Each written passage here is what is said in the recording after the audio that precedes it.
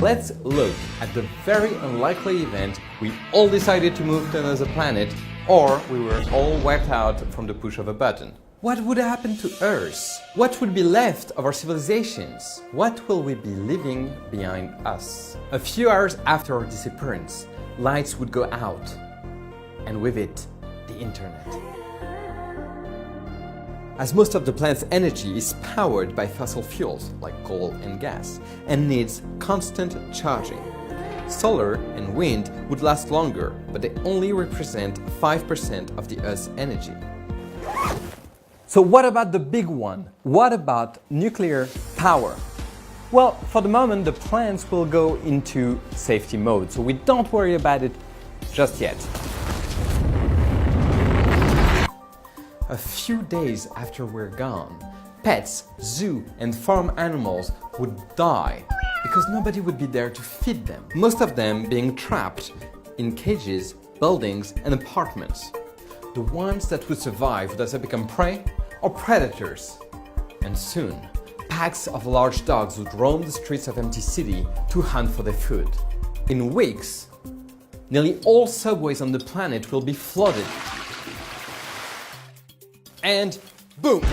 You'd think it'd take a little longer than a few months for all nuclear plants to go into full meltdown. Well, think again. After a few months, all the water that cools down the nuclear reactors will have evaporated.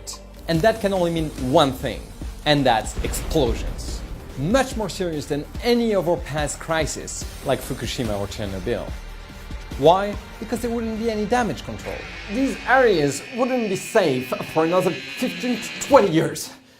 If it were humans, it would not be for another 20,000 years because animals evolve rather quickly.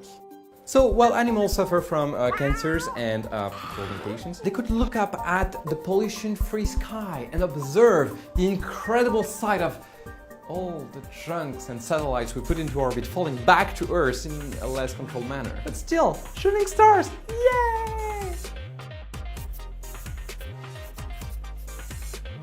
25 years after our extinction, plants, vegetations will take back the cities, and with it, herbivores. And of course predators, like wolves and surviving dogs. Cities like Dubai and Las Vegas won't attract animals and vegetation. Instead, they will be buried under the sands of the desert. Let's move forward 300 years later, when metal constructions like the Eiffel Tower or the Golden Gate Bridge will collapse due to metal corrosion. Steel roads will expand up to 3 times their initial size, cracking the concrete therein.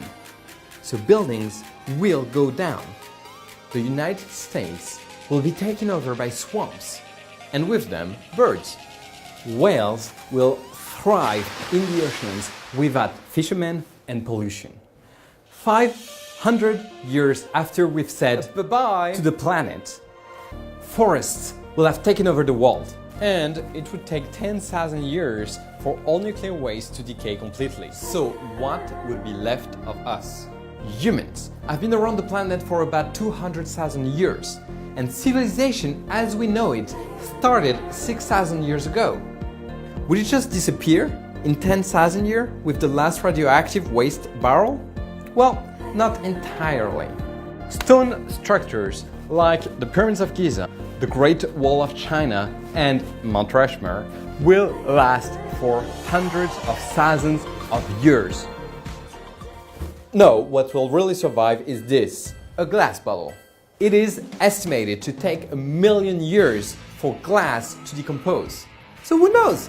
If your smartphone screen is made of glass, it might still be around 1,000,000 years after the extinction of the human race. Well, I certainly hope this was uplifting enough for the new year. And stay tuned for another episode of Professor Genius.